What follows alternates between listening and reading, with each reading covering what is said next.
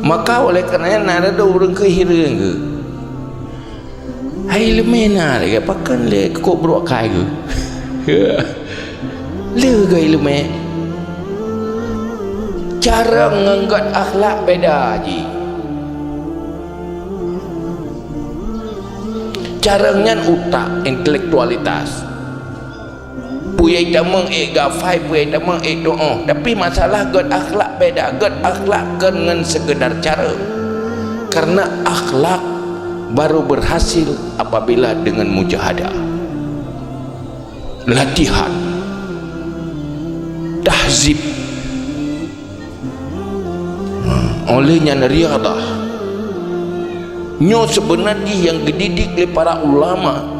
di dalam daya gelatih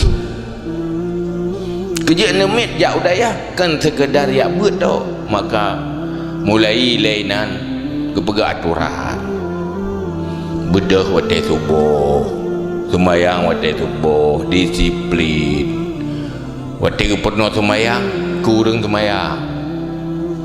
langsung itu sembayang ijaga waktu pegat jamaah sebenarnya didik akhlaknya kengannya tak pegah-pegah tentang semayang tetapi dalam kehidupan ji hanya pubut atasnya yang akan terbentuk kepribadian menyuruh zaman waktu ajuk anak budaya atau ajuk roh budaya yang geserahkan roh ke 100% ke deku persih lagi orang yang serah buso bulat bak orang pegak kezikin nyo tunggu nyo nak pegak tak buso nyo bijak kezikin nyan waktu pegat je kezikin geserahkan bak udangnya naju hana ge protes tukang pegat parangnya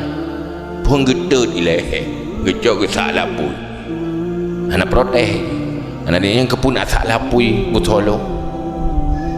yang kagak keki waktu kikinya kepun nak kiki habis jalan butol hana terima bermacam ujian dan cobaan di dalam pendidikan yang dididik oleh ulama untuk bentuk kepribadian hana protes tiro murid ke gure dah hana protes urung ci kepada gure ane lagi nyo didikan ji maka jut urang menyuruhnya ke hasil bit berat dah didik iwa urang ci biar nampu